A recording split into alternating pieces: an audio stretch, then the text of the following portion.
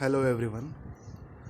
Last lecture में हमने देखा था कि बेसिकली ग्राम पंचायत किसे कहते हैं, ग्राम पंचायत को महाराष्ट्र के अलावा अदर स्टेट्स में किस नाम से संबोधित करते हैं।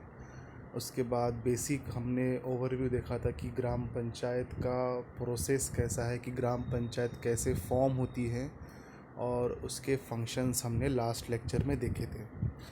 इस लेक्चर में हम लोग बेसिकली ग्राम पंचायत में रिज़र्वेशन के बारे में देखेंगे, ग्राम पंचायत की मीटिंग्स क्या होती है उसके बारे में देखेंगे। ठीक है, तो ये दो टॉपिक से इर्द गिर्द हम लोग आज डिस्कस करने वाले हैं। सबसे पहला टॉपिक है reservation of sets of member of ग्राम पंचायत।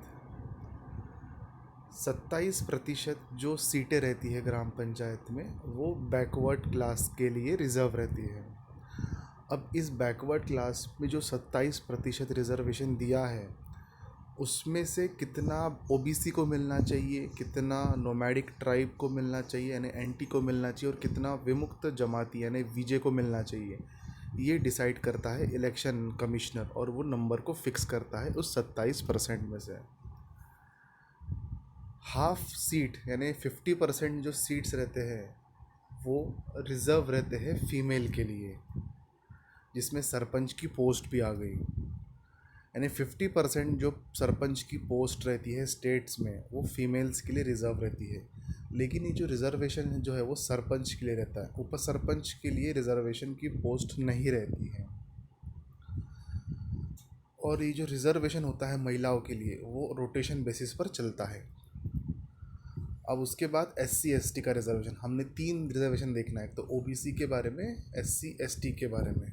ठीक है, SC ST की बात की जाए तो इनका रिज़र्वेशन पॉपुलेशन के आधार पर होता है, मतलब जितना पॉपुलेशन ज़्यादा होगा उतना उनको रिज़र्वेशन मिलेगा। यानी जो 7 से जो 17 सीटें हमने लास्ट लेक्चर में जो देखी थी उस हिसाब से कितना सीटें SC को मिलनी चाहिए, कितनी ST को मिलनी चाहिए, वो उस इलाके की आबादी पर डिसाइड करते हैं, और वो डिसाइड करता है डिस्ट्रिक्ट कलेक्टर। जो ग्राम पंचायत के जो मेंबर्स होते हैं उनको एडल्ट फ्रेंचाइजी के जरिए ग्राम सभा 5 साल के लिए चुनती है, और उन इलेक्टेड मेंबर्स को हम लोग पंच कहते हैं। आपने गांव में सुना भी होगा कि पंचायत का इलेक्शन, पंच का इलेक्शन। तो जो मेंबर जो चुने गए हैं उनको हम लोग पंच कहते हैं। और नंबर ऑफ पंच कितने होने चाहिए, 2, 4, 6, 8, 10, 17, 7, ये डिसाइड करता है डिस्ट्रिक्ट कलेक्टर। ठीक है, तो हमने यहाँ पे देखा कि 27% रिजर्व बैकवर्ड क्लास के लिए, जिसमें ओबीसी को कितना चाहिए, वीजे को कितना चाहिए और एनटी को कितना चाहिए, ये इलेक्शन कमिश्नर फिक्स करता है। 50% सीट्स रिजर्व रहती है फीमेल्स के लिए, जिसमें सरपंच की पोस्ट भी इंक्लूड होगी, लेकिन इसमें उप सरपंच की पोस्ट नहीं आती है। SC ST के लिए पॉपुलेशन का क्राइटेरिया देखा जाता है, और वो क्राइटेरिया के हिसाब से डिस्ट्रिक्ट कलेक्टर सीट्स को फिक्स करता है। 5 साल के लिए इनका चुनाव होता है, और इन मेंबर्स को पंच कहते हैं, और पंच कितने होने चाहिए वो डिस्ट्रिक्ट कलेक्टर डिसाइड करता है। अब reservation for the post of sarpanch, ये वही चीज़ है हमने जो लास्ट पोस्ट स्लाइड में देखी थी कि 50%, 27% OBC के लिए है, 27% इतना है, महिलाओं के लिए इतना है, बस यही चीज़ें बताई गई है। अब आते हैं मीटिंग्स ऑफ ग्राम पंचायत की। ग्राम पंचायत के मीटिंग्स किस तरह चलते हैं, जो लोग मिलते हैं, डिस्कस करते हैं, तो वो मीटिंग का एक प्रोसीजर क्या होता है। जैसे ही इलेक्शन हो जाता है तो उसका जो पहला मीटिंग रहता है वो तहसीलदार, जो कि ब्लॉक डेवलपमेंट में रहता है, जो पंचायत समिति में रहता है ब्लॉक लेवल पे, वो उस मीटिंग को, पहली मीटिंग को बुलाता है। और उस मीटिंग में जितने भी पंच इलेक्ट हुए हैं उनमें से एक पर्सन को सरपंच बनाया जाता है, और एक इंसान को उप सरपंच बनाया जाता है। और सरपंच का जो इलेक्शन होता है पंच के हिसाब से, वो तहसीलदार या तो कोई ऑफिसर जो सर्कल ऑफिसर से ग्रेटर रैंक में हो उसके प्रेजेंस में इलेक्शन किया जाता है। मतलब अगर आज तहसीलदार ने कह दिया कि आने वाले 10 तारीख शुक्रवार को सरपंच का चुनाव होगा, तो जितने भी पंच लोग रहेंगे जो चुनकर आए हैं वो तहसीलदार या ग्रेटर सर्कल ऑफिसर के हायर रैंक के पर्सन के प्रेजेंस में सरपंच का चुनाव करेंगे कि हाँ, हम इस पर्सन को हमारा सरपंच चुनते हैं, जो कि पहले से ही डिसाइड रहता है किसको बनाना है, बट एक उस हिसाब से चलता है। फिर उसके बाद ग्राम पंचायत की जो मीटिंग्स रहती है वो महीने में एक बार तो होनी चाहिए, ठीक है। और अगर कोई अर्जेंसी आ गई, कुछ स्पेशल इन्फॉर्मेशन देनी है, तो सरपंच या उप सरपंच चाहे तो स्पेशल मीटिंग को बुला सकता है एक महीने से पहले के टाइम में भी। और जो मीटिंग होती है उस मीटिंग को चेयर करता है हमेशा सरपंच। अगर सरपंच ना हो तो उप सरपंच, या उप सरपंच ना हो तो कोई सीनियर मोस्ट मेंबर, ठीक है। अगर कोई मेंबर, जो हमने देखे थे कि 7 से 17 के बीच में रहते हैं, उसमें से अगर कोई मेंबर 3 मीटिंग के लिए या 6 महीने के लिए लगातार अपसेंट रहा बिना परमिशन के, तो ऑटोमेटिकली ही और शी विल बी डिस्क्वालीफाइड। वो डिस्क्वालीफाइड हो जाते हैं अगर वो 3 कंटिन्यू मीटिंग्स और 6 महीने तक अगर एबसेंट रहे तो बिना परमिशन के। अब ग्राम पंचायत की जो डे टू डे काम रहते हैं उस काम को करने के लिए अलग अलग कमिटीज़ बनाई जाती है। मैक्सिमम कमिटी 7 हो सकती है किसी भी ग्राम पंचायत की, ठीक है। और एक ग्राम पंचायत का सदस्य 3 कमिटी से ज़्यादा का चेयरमैन नहीं हो सकता है। मतलब 7 कमिटी मैक्सिमम बना सकते हैं। जैसे कोई पानी के लिए कमेटी बना दी, कोई स्वच्छता के लिए कमेटी बना दी, कोई डे टू डे काम के लिए कमेटी बना दी, कोई रेवेन्यू का देखने के लिए कमेटी बना दी। तो ऐसे जो डिफरेंट डिफरेंट कमिटीज़ रहती है, तो जो 7 से 17 के बीच में जो मेंबर्स रहते हैं, उस एक मेंबर को अगर किसी कमिटी का पोर्टफोलियो देना है तो वो 3 पोर्टफोलियो से ज़्यादा का चेयरमैन नहीं हो सकता है, ठीक है। और जो मीटिंग्स होती है ग्राम पंचायत की, या तो वो ग्राम पंचायत के ऑफिस कार्यालय में होती है या तो किसी पब्लिक प्लेस में होती है। अभी अगर मीटिंग सपोज तय होनी है फ्राइडे को, कि फ्राइडे को ग्राम पंचायत की हर महीने मीटिंग होने वाली है, तो उस मीटिंग की जो इन्फॉर्मेशन है, मीटिंग की जो नोटिस है, वो मीटिंग के दिन से 3 दिन पहले देनी पड़ती है। और ये कौन देता है? तो ये ड्यूटी रहती है ग्राम सेवक की। ग्राम सेवक के बारे में हम लोग नेक्स्ट लेक्चर में देखेंगे कि ग्राम सेवक कौन होता है, ठीक है। अगला टॉपिक है कोरम। अब कोरम मतलब क्या होता है? इतने प्रेजेंट परसेंट लोग प्रेजेंट होने चाहिए किसी भी काम को शुरू करने के लिए, ठीक है। जैसे आप कभी देखते होंगे यार, आप दोस्तों में या कभी कॉलेज की कोई फंक्शन की तैयारी करनी है, तो आप सब लोग रोज़ मिलते हो, डे टू डे मीटिंग करते हो कि हाँ कल हमको इस मुद्दों के बारे में बात करनी है।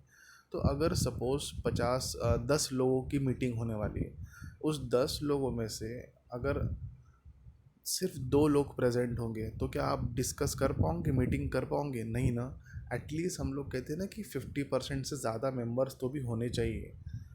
तभी हम लोग, अगर 5 लोग 6 लोग रहे तो भैया एटलीस्ट 6 लोगों ने वो चीज़ें सुनी तो वो 4 लोगों को बता सकते हैं। बट अगर 50% से भी कम लोग अगर उस मीटिंग में प्रेजेंट होंगे तो वो मीटिंग नहीं हो पाती। तो उसी तरीके से ग्राम पंचायत में भी अगर कोई मीटिंग करनी है तो मीटिंग के लिए 50% से ज़्यादा का कोरम होना ज़रूरी है। और उस 50% से ज़्यादा में सरपंच और उप सरपंच दोनों भी इंक्लूड रहते हैं, ठीक है। उसके बाद मीटिंग के चेयरपर्सन की बात की जाए तो वही बताया मैंने कि अगर मीटिंग का चेयरपर्सन सरपंच होता है या तो उप सरपंच होता है, या जिसको हम लोग डिप्यूटी सरपंच भी कहते हैं। और अगर वो दोनों अपसेंट रहे तो सीनियर मोस्ट मेंबर भी उस मीटिंग को चेयर कर सकता है। अगर मीटिंग सपोज़ 10 बजे रखी है और उसके आधे घंटे बाद भी, यानी 10:30 हो गए, फिर भी अगर सरपंच उप सरपंच या आधे मेंबर्स अगर उस मीटिंग में प्रेजेंट नहीं रहे, तो वो मीटिंग ऑटोमेटिकली डिसमिस हो जाती है।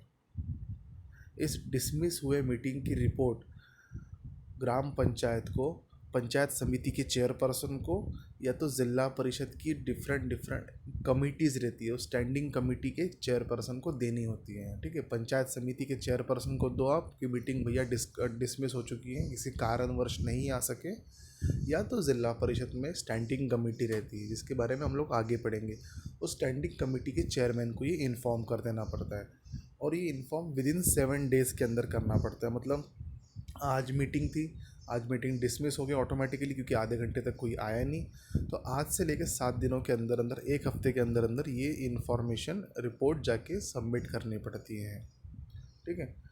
स्पेशल या इमरजेंसी कोई मीटिंग रही तो मैंने बताया कि सरपंच उसको चाहे तो बुला सकता है। और इस मीटिंग को सरपंच जब बुलाता है तो उसकी डिमांड चाहे तो कलेक्टर कर सकता है, चाहे तो सीईओ कर सकता है, चाहे तो ज़िला परिषद के स्टैंडिंग कमेटी के चेयरपर्सन कर सकते हैं, या तो पंचायत समिति का चेयरपर्सन कर सकता है। अगर कोई स्पेशल डिमांड है कलेक्टर के द्वारा, बीडीओ के द्वारा, सीईओ के द्वारा कि यार कुछ ये काम करवाना है, इसके लिए स्पेशल मीटिंग बुलाया जाए, तो वो सरपंच से बोल देंगे कि भाई साहब आप, सरपंच साहब आप मीटिंग को बुला दीजिए, और वो मीटिंग को बुलाएंगे।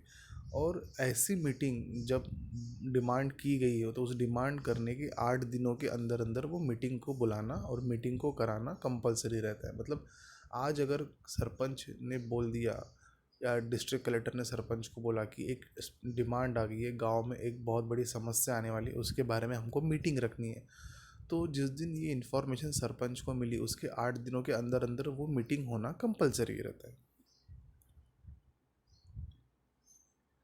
ग्राम पंचायत चाहे तो अगर उन्हें किसी फंड की ज़रूरत है, कुछ प्रोग्राम करना है, कुछ इम्पोर्टेंट काम करवाना है, उसके लिए उनको 2/3 मेजॉरिटी से उस रिजोल्यूशन को पास करना पड़ता है, तभी उनको फंड सैंक्शन होते हैं।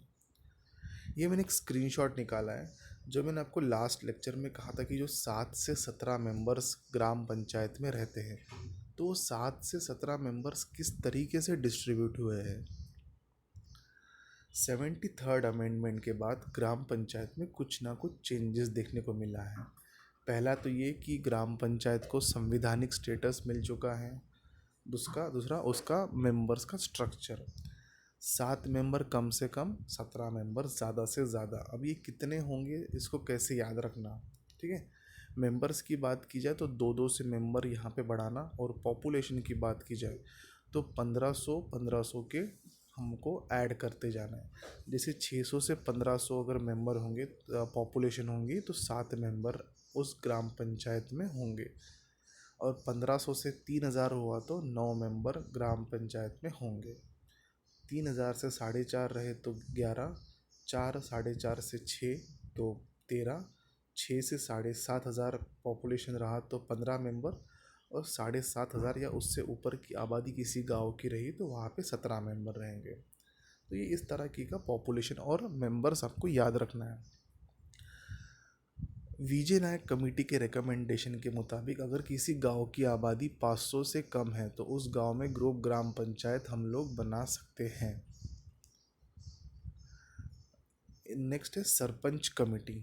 सरपंच कमेटी क्या होती है, जैसे कि किसी एक तालुके में लगभग कई सारे गांव रहते हैं और हर एक गांव के अपने अपने ग्राम पंचायत रहते हैं, उस ग्राम पंचायत के सरपंच रहते हैं।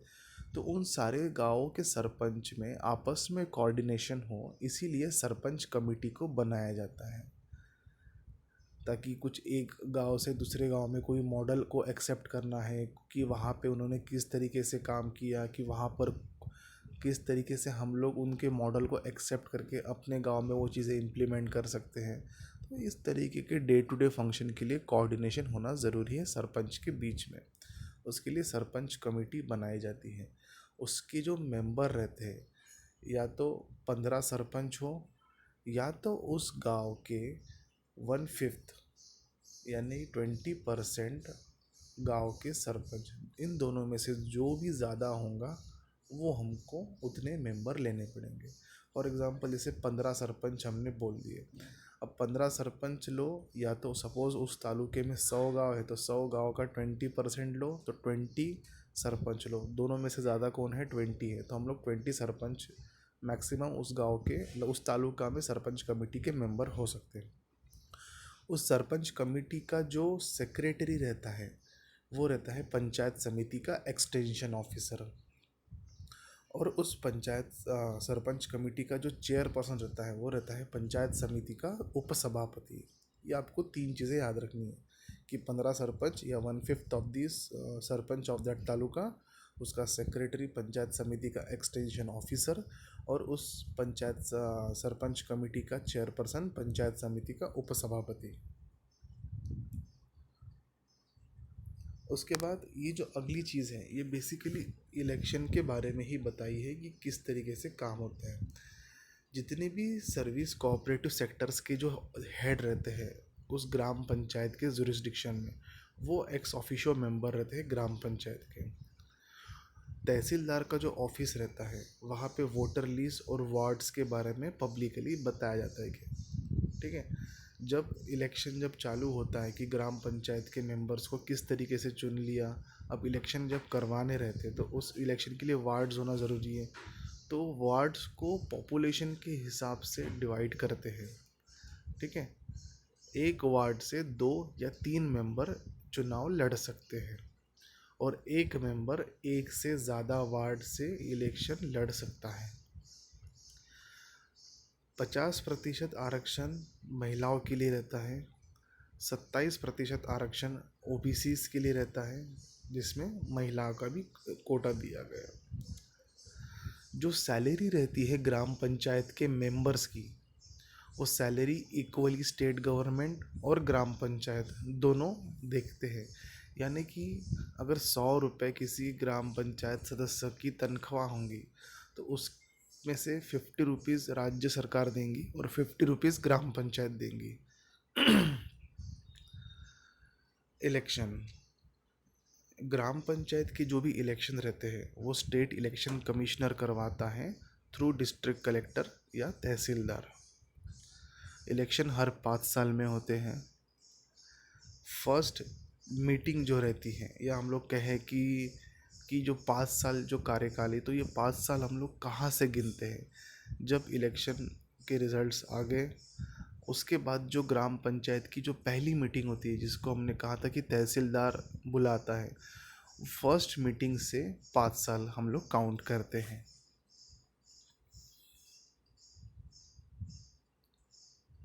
इलेक्शन की डेट क्या होंगी ये अनाउंसमेंट तहसीलदार करता है।